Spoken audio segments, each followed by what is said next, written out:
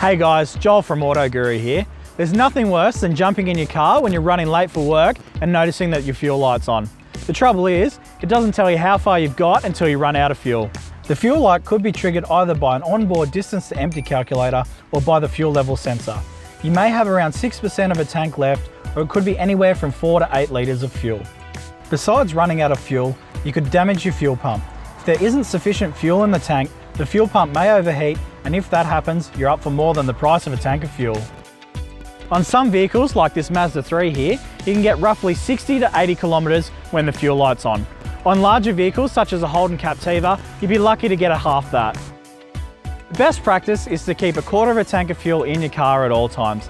That way, if you forget to fill up, you've got enough in reserve to get to the nearest service station.